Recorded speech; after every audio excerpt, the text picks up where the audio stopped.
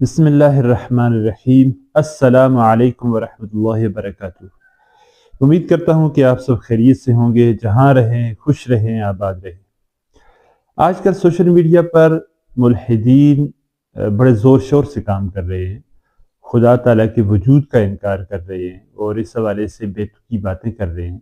اسی طرح وہ محمد رسول اللہ صلی اللہ علیہ وسلم کی نبوت کا بھی انکار کر رہے ہیں اور یہ کہہ رہے ہیں کہ محمد رسول اللہ صلی اللہ علیہ وسلم نے یہ دعویٰ شہرت پانے کے لیے کیا ہے یا دنیا کی حسین و جمیل عورتیں حاصل کرنے کے لیے کیا ہے یا حکومت پانے کے لیے کیا ہے ان کے دعوے بالکل بے تکے قسم کے۔ اگر ہم عقل کی روشنی میں ان کو دیکھیں تو عقل کی روشنی میں ان تمام اعتراضات کے جوابات موجود ہیں، اگرچہ قرآن مجید نے ان ساری چیزوں کو وضاحت سے بیان کیا ہے۔ کفار مکہ کے تمام اعتراضات اور ان کے جوابات قرآن مجید میں موجود ہیں،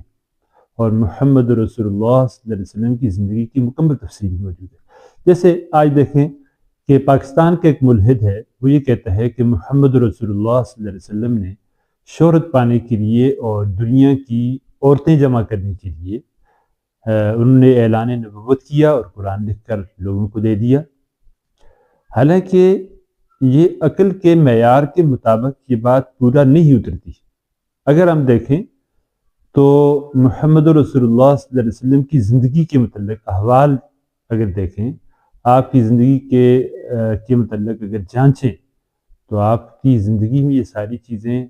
ان تمام اعتراضات کے جوابات موجود ہیں۔ سب سے پہلی چیز کہ اگر شہرت حاصل کرنے کے لیے آپ نے نبوت کا اعلان کیا ہو تو شہرت کے لیے کوئی اور دعویٰ بھی تو کیا جا سکتا تھا، اور پھر محمد رسول اللہ صلی اللہ علیہ وسلم جس قوم قبیلے اور جس خاندان سے آپ کا تعلق تھا وہ تو آلریڈی پہلے سے شہرت یافتہ تھا۔ آپ کے باپ دادا کی جو عظمت تھی وہ سارے عرب میں اور کسی کو حاصل نہیں تھی۔ سارا عرب آپ کے باپ دادا کی عظمت اور شہرت کو مانتا تھا، اور آپ کے باپ دادا کی وہ عظمت ہے، اس حوالے سے دیکھا جائے کہ آپ کے دادا عبد المطلب، ان کو جو مکہ میں عظمت حاصل تھی، پھر آپ کے دادا کے زمانہ میں ابرہ کا لشکر آیا اور اس نے آپ کے دادا کو اور زیادہ شہرت دے دی، یعنی شہرت تھی تو ابرہ مکہ پہ خانہ کعبہ پہ حملہ کرنے آیا اور آپ ہی اس کے مقابلے میں جا کے اس کے سامنے پیش ہوئے اس کے سوال و جواب کے لیے۔ تو شہرت تو آپ کو آلریڈی اللہ تعالیٰ نے عطا کی ہوئی تھی، تو شہرت حاصل کرنے کے لیے آپ اتنی تکالیف کیوں کر اٹھاتے؟ نبوت کا اعلان کرنے کے بعد جتنی محمد رسول اللہ صلی اللہ علیہ وسلم نے تکالیف اٹھائی، اتنی کائنات میں کسی نے نہیں اٹھائی ہوگی، نہ محمد رسول اللہ صلی اللہ علیہ وسلم سے پہلے اور نہ قیامت تک بھی اور شخص اتنی تکلیف اٹھائے گا۔ محمد رسول اللہ صلی اللہ علیہ وسلم کا وہ چچا جو اپنی انگلی کے اشارے سے اپنی باندی کو آزاد کر دیتا ہے، ابو لہب جس کا اصل نام عبد العزہ تھا، اس نے محمد رسول اللہ صلی اللہ علیہ وسلم کی خوشخبری دینے والی اپنی باندی سویبہ کو انگلی کے اشارے سے ایسے کہا کہ جا تو آزاد ہے۔ وہ شخص سب سے پہلا دشمن بنا اعلانیہ دعوت پر۔ کوہ صفا کا وہ واقعہ کہ جب اللہ نے حکم دیا کہ لوگوں کو کھل کے دعوت دیں، اعلانیہ دعوت دیں اور اپنے رشتہ داروں کو دعوت دیں، وانذر عشیرتک الاقربین، تو محمد رسول اللہ صلی اللہ علیہ وسلم نے سارے لوگوں کو، رشتہ داروں کو جمع کیا۔ تو سب سے پہلے آپ کا یہ چچا جس نے آپ کے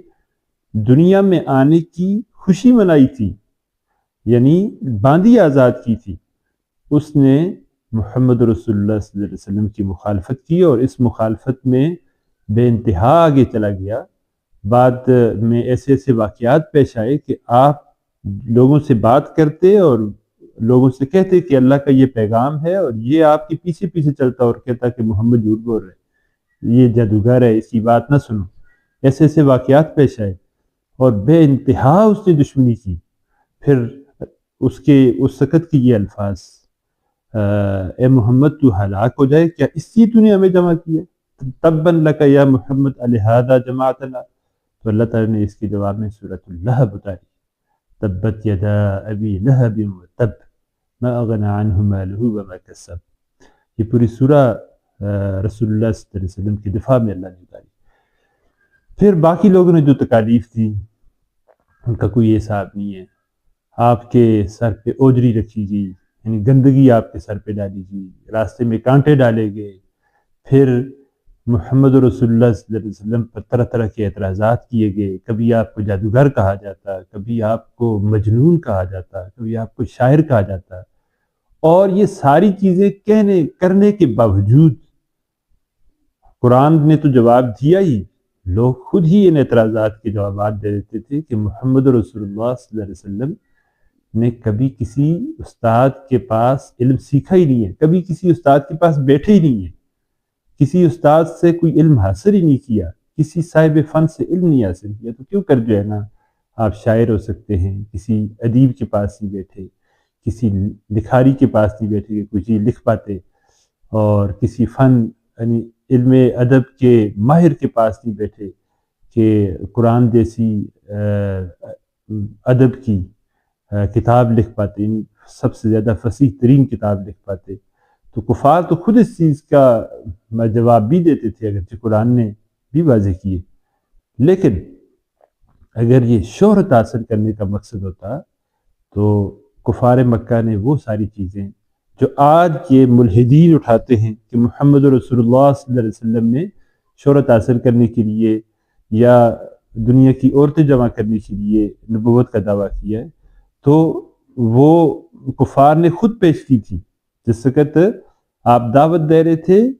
اور آپ دعوت سے باز نہیں آئے تو کفار نے ایک بات تو یہ رکھی کہ اے محمد، اگر تو یہ چاہتا ہے کہ تجھے دنیا کی حسین ترین عورت دی جائے تو ہم دنیا کی ساری خوبصورت عورتیں تیرے لیے جمع کر دیتے ہیں،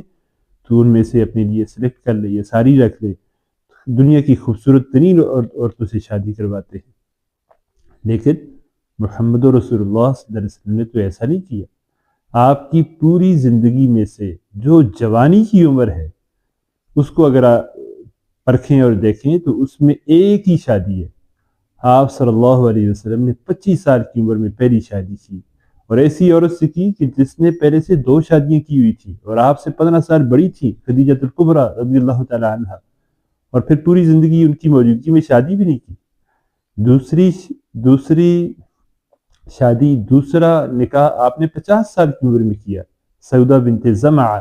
رضی اللہ تعالی عنہ کے ساتھ، اور وہ اس وقت بوڑھی تھی۔ پھر تیسرا نکاح اگرچہ مکہ میں ہوا لیکن شادی آپ نے مدینہ میں آ کے کی۔ اگر آپ کا مقصد دنیا کی خوبصورت عورتیں حاصل کرنا ہوتا تو آپ اس عمر میں کرتے جس وقت آپ جوان تھے، یعنی 40 سال سے پہلے کی عمر میں آپ شادیاں کرتے۔ آپ نے تو 50 سال کے بعد کی عمر میں شادیاں کی ہیں۔ پھر اگر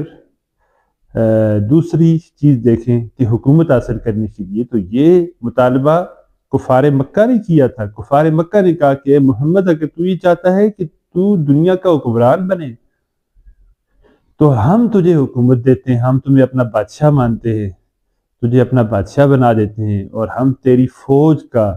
حصہ بن جاتے ہیں، ہم تیری خاطر اپنی جانیں قربان کریں گے۔ لیکن محمد رسول اللہ صلی اللہ علیہ وسلم کا جو طریقہ زندگی تھا، آپ کا طرز معاشرت تھا، آپ کی زندگی کی جو روٹین تھی، اس میں تو ایک طریقہ بھی ایسا نہیں تھا کہ جو اس زمانے کے بادشاہ، پہلے بادشاہ یا بعد کے کسی بادشاہ سے ملتا ہو۔ آپ صلی اللہ علیہ وسلم نے مکہ میں تکالیف اٹھائیں اور سادگی کی زندگی گزاری۔ مدینہ میں آئے، جب آپ نے ریاست کی بنیاد رکھی تو آپ پھر بھی چٹائی پہ سوتے تھے،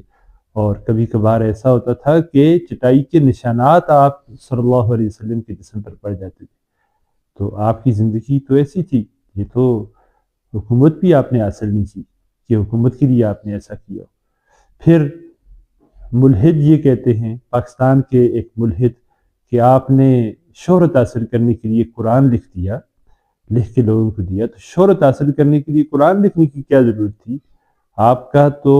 نام پہلے ہی مشہور تھا، صادق اور امین، آپ اعلان نبوت سے پہلے ہی تھے۔ کفار مکہ آپ کو صادق اور امین کہتے تھے، آپ کے پاس امانتیں رکھتے تھے۔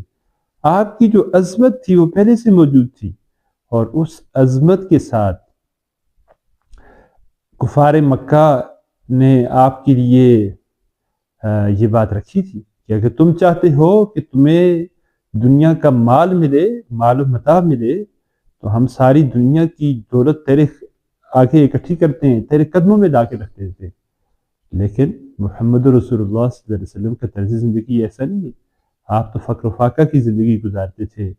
آپ کے پاس جو اموال یعنی غنیمتیں، مال غنیمت جمع ہوتا تھا، جو سرکاری خزانے کا جو مال ہوتا تھا، کبھی اپنی ذات پہ نہیں خرچ کیا۔ اس کو آپ صلی اللہ علیہ وسلم نے سارے مال کو افواج میں، غرباء میں، مساکین میں آپ نے صرف کیا، خرچ کیا۔ آپ نے اپنے لیے کوئی غلام نہیں رکھا کہ جو آپ کی خدمت کرتا، اور نہ اپنی بیٹی کو، آپ کی بیٹی حضرت فاطمہ الزہرا رضی اللہ تعالیٰ عنہ آپ سے غلام مانگنے آئی تو آپ نے ان کو تسبیحات سکھائیں، غلام نہیں دیا۔ تو رسول اللہ صلی اللہ علیہ وسلم کی زندگی کا کوئی ایسا کوئی کام نہیں ہے کہ جس سے عمومی طور پہ شہرت حاصل کرنا مقصد ہو۔ آپ نے تو سادگی سے زندگی گزاری ہے۔ پھر قرآن لکھنا، قرآن مجید لکھنے کے لیے یہ ضروری تھا کہ اگر آپ نے خود لکھا ہو تو آپ کی زندگی کے متعلق کوئی تاریخی شواہد ایسے مل جائیں کہ آپ نے کسی استاد کے پاس بیٹھ کے لکھنے کا فن سیکھا ہے، یا ادب کا کوئی فن سیکھا ہے، شعر و شاعری کا کوئی فن سیکھا ہے۔ آپ نے تو ایسا کچھ بھی نہیں کیا، خود مکہ والے جانتے تھے۔ قرآن بھی یہ کہتا ہے وَلَا تَخُطُّهُ بِيَمِينِكَ إِذًا لَارْتَابَ الْمُبْطِلُونَ۔ اگر آپ ہاتھ سے لکھ سکتے تو یہ لوگ قرآن کے بارے میں شک کرتے کہ محمد نے لکھا ہے۔ آپ تو لکھنا جانتے ہی نہیں تھے، شعر و شاعری بھی آپ نہیں جانتے تھے، نہ آپ کے لیے مناسب ہے۔ جیسے سورہ یاسین میں اللہ تعالیٰ نے فرمایا وَمَا عَلَّمْنَاهُ الشِّعْرَ وَمَا يَنبَغِي لَهُ۔ ہم محمد کو اشعار، شعر و شاعری نہیں سکھائے گی، اور نہ ان کے لیے مناسب ہے، کیونکہ شعر و شاعری کا تعلق تخیلات سے ہے، جبکہ وحی کا تعلق تخیلات سے نہیں ہے، براہ راست دل سے ہے۔ پاکیزہ دل میں اترتی ہے وہی، اور پھر زبان مبارک پر جاری ہوتی ہے۔ تو محمد رسول اللہ صلی اللہ علیہ وسلم کی زندگی میں ایسی بھی کوئی چیز نہیں ملتی کہ آپ نے شہرت حاصل کرنے کے لیے ایسا کیا ہو، اور پھر یہود و نصارہ سے کوئی علم سیکھا ہو، یہ بھی ایسی چیز نہیں ہے۔ کوئی ایک بھی یہودی یا عیسائی محمد رسول اللہ صلی اللہ علیہ وسلم سے اعلان نبوت سے نہ پہلے ملا اور نہ مکی زندگی میں ملا۔ آپ نے سوائے ورقہ بن نوفل کے، ورقہ بن نوفل پکے سچے مومن تھے، اور انہوں نے پہلی دفعہ وہ از خدیجہ کی رشتہ داری کی وجہ سے، آپ کے چچزاد ہونے کی وجہ سے آپ سے جو ملاقات ہوئی، از خدیجہ لے کے گئیں، اور ان سے ایک ہی ملاقات ثابت ہے جس میں انہوں نے یہ بتایا کہ آپ پر بھی وہی ناموس آیا ہے جو موسیٰ پر آیا تھا۔ اس کے علاوہ ان سے بھی کوئی ملاقات ثابت نہیں ہے۔ تو آپ نے کیوں کر ایسا دعویٰ کیا جس میں تکالیف ہی تکالیف ہوں؟ شہرت پانے کے لیے ایسا کیوں کر ہو سکتا ہے؟ اور پھر قرآن مجید میں سابقہ انبیاء کی دعوت اور محمد رسول اللہ صلی اللہ علیہ وسلم کی اپنی دعوت کے حوالے سے یہ مشہور بات، یعنی اللہ تعالیٰ نے اس چیز کو انبیاء کے واقعات میں ذکر کیا ہے، ان اجریہ الا علی اللہ، ان اجریہ الا علی اللہ۔ سورہ یاسین میں جو انبیاء کا تذکرہ ہے اصحاب القریہ کے ساتھ، وہاں پر بھی یہ ہے کہ حبیب نجار نے کہا یہ تم سے کسی چیز کا سوال نہیں کرتے، یہ ہدایت یافتہ ہیں۔ اور پھر نوح علیہ السلام کے واقعے میں بھی یہ بات آئی ہے، ان اجریہ الا علی اللہ۔ نوح علیہ السلام نے کہا میں تم سے تو کوئی چیز مانگتا ہی نہیں ہوں، میں تو اللہ سے مانگتا ہوں، میرا اجر اللہ کی ذمہ ہے۔ اور پھر محمد رسول اللہ صلی اللہ علیہ وسلم کے حوالے سے یہ کہ جس وقت کفار آپ کو تنگ کر رہے تھے تو آپ کے حوالے سے قرآن نے یہ کہا ہے کہ الا المودۃ فی القربہ، یعنی رشتہ داری کا پاس رکھ لو، یہ تم سے کچھ بھی نہیں مانگتا۔ محمد رسول اللہ صلی اللہ علیہ وسلم کی زندگی میں ایک بھی ایسی مثال نہیں ہے کہ آپ نے کفار سے یا دنیا کے کسی اور فرد سے کوئی چیز لی ہو اور دنیا حاصل کی ہو، دنیا کی شہرت پائی ہو، شہرت پانے کے لیے یہ سارے کام کیے۔ آپ کا مقصد صرف اور صرف اللہ کے دین کو پھیلانا اور اللہ کے کلمے کو بلند کرنا تھا۔ آپ کی زندگی میں دولت جمع کرنا، عورتیں جمع کرنا یا حکومت حاصل کرنا، یہ سارے کام نہیں ہیں۔ اگر ہوتے تو آپ دنیا کے بادشاہوں کی طرح ٹھاٹھ باٹھ سے زندگی گزارتے، شاہی محلات میں رہتے، اور آپ کے لیے ایک خاص قسم کا تاج ہوتا، آپ کے لیے ایک خاص قسم کا تخت ہوتا، مخصوص قسم کے اعلیٰ ترین کھانے ہوتے۔ آپ نے تو کئی دن آپ نے فاقے کاٹے، کئی دن آپ کے گھر میں کھانا نہیں پکتا تھا، کھانا نہیں ہوتا تھا، کئی دن آپ بھوکے رہتے تھے اور مسلسل روزے کی حالت میں اکثر آپ گزارتے تھے۔ حالانکہ حضرت عائشہ صدیقہ رضی اللہ تعالی عنہ نے آپ سے یہ بات کی بھی، آپ سے کہی کہ اے اللہ کے نبی، آپ اللہ سے مانگ کیوں نہیں لیتے؟ تو آپ نے فرمایا کہ مجھ سے پہلے نبی، میرے بھائی مجھ سے پہلے نبی، ان کی بھی یہی سنت ہے، انہوں نے بھی اسی طرح زندگی گزاری ہے، تو آپ نے بھی ایسی گزاری۔ اور پھر محمد رسول اللہ صلی اللہ علیہ وسلم کی زندگی کا یہ اہم ترین پہلو ہے کہ آپ نے وراثت میں کچھ بھی نہیں چھوڑا، دولت آپ نے نہیں چھوڑی۔ آپ نے فرمایا ما ترکنا الا صدقہ، ہم جماعت انبیاء جو ہے جو بھی چھوڑتے ہیں وہ صدقہ ہوتا ہے۔ آپ کے پاس باغ فدق تھا، وہ باغ فدق جس کا بعد میں اختلاف ہوا تو اس کو سرکاری خزانے میں رکھا گیا، کیونکہ وہ سرکاری مال تھا، اس کا یعنی مال فیض سے حاصل ہوا تھا، یعنی بغیر جنگ کے صلح کے ذریعے سے بنو عوف سے وہ زمینیں حاصل ہوئی تھیں، اور وہ گورنمنٹ کے خزانے میں شامل تھیں، اور اسی میں سے محمد رسول اللہ صلی اللہ علیہ وسلم پر اور آپ کے قرابہ داروں پہ خرچ ہوتا تھا۔ لیکن آپ کی رحلت کے بعد، آپ کی اس دنیا سے جانے کے بعد، وہ بھی سرکاری خزانے میں ایسی جمع ہو گیا، اور کسی نے کوئی دعویٰ نہیں کیا کہ ہمیں اس میں سے مال دیا جائے، وہ سرکاری خزانے ہی میں رہا۔ اور حضرت ابوبکر صدیق رضی اللہ تعالیٰ عنہ نے یہ حدیث سنائی ما ترکنا الا صدقہ، تو سارے خاموش ہو گئے۔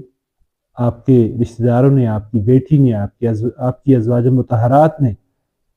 کسی نے کوئی دعویٰ نہیں کیا کہ یہ ہمیں دیا جائے، یہ ہمارا حق ہے۔ تو محمد رسول اللہ صلی اللہ علیہ وسلم کی زندگی صرف خدا کے دین کے لیے تھی، اللہ کے کلمے کی سربلندی کے لیے تھی، نہ کہ شہرت پانے کے لیے۔ پھر عورتوں کو دیکھیں، سوائے حضرت عائشہ صدیقہ رضی اللہ تعالیٰ عنہ کے کوئی ایک بھی عورت کنواری نہیں تھی، اور زیادہ تر عورتیں یعنی کہ حضرت خدیجہ الکبریٰ رضی اللہ تعالیٰ عنہ کے علاوہ باقی تمام عورتیں بڑھاپے کی عمر میں آپ نے ان سے شادی کی، یعنی 50 سال کی عمر میں پہلی شادی سودہ بنت زمعہ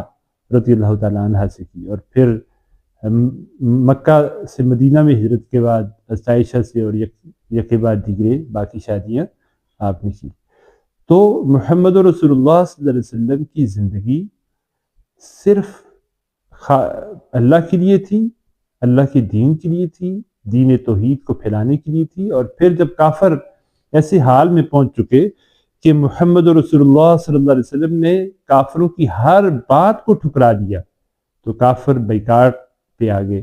کافروں نے محمد رسول اللہ صلی اللہ علیہ وسلم کا بیکاٹ کیا، جس کو مقاطعہ بنی ہاشم کہا جاتا ہے، اور 3 سال کا مشکل ترین وقت محمد رسول اللہ صلی اللہ علیہ وسلم نے گزارا۔ اور ایسے وقت میں کفار مکہ نے پہلے آپ کے چچا کو بلیک میل کرنے کی کوشش کی، کیونکہ چچا کے ساتھ آپ رہتے تھے، چچا آپ سے محبت کرتے تھے، آپ چچا سے محبت کرتے تھے۔ چچا نے کہا کہ بھتیجے میرے کندھوں پہ اتنا بوجھ نہ ڈال۔ تو محمد رسول اللہ صلی اللہ علیہ وسلم نے فرمایا کہ میرے ایک ہاتھ پہ سورج اور دوسرے ہاتھ پہ چاند رکھ دیا جائے، پھر بھی میں دعوت کے کام سے پیچھے نہیں ہٹوں گا۔ تو آپ نہیں پیچھے ہٹے، اور پھر مقاطع ہوا آپ کا، آپ نے، آپ کے اہل خانہ نے، آپ کے رشتہ داروں نے تکالیف اٹھائیں۔ اور پھر آپ یہ دیکھیں کہ محمد رسول اللہ صلی اللہ علیہ وسلم پر جب یہ حربہ بھی ناکام ہو گیا مقاطع کا، تو پھر کفار نے ایک اور حربہ استعمال کیا، یہ کہا کہ چلو مان لیتے ہیں کہ تمہارا خدا، تم اپنے خدا کی عبادت کرو، تم اپنے دین پہ چلو، لوگوں کو دعوت دو، جو بھی کرو، ایک کام کر لیتے ہیں کہ ایک دن تم ہمارے خدا کی عبادت کرو، ایک دن ہم تمہارے خدا کی عبادت کرتے ہیں۔ تو اللہ تعالیٰ نے سورہ کافرون اتاری، قُلْ يَا أَيُّهَا الْكَافِرُونَ لَا أَعْبُدُ مَا تَعْبُدُونَ وَلَا أَنْتُمْ عَابِدُونَ مَا أَعْبُدُ۔ اے محمد، کافروں سے کہہ دو جس کی میں عبادت کرتا ہوں اس کی تم نہیں کرتے، جس کی میں کرتا ہوں اس کی تم نہ کرو، جو میرا معبود ہے وہ تمہارا نہیں ہے، جو تمہارا ہے وہ میرا نہیں ہے، ایسا کبھی نہیں ہو سکتا۔ تو اگر محمد رسول اللہ صلی اللہ علیہ وسلم کا مقصد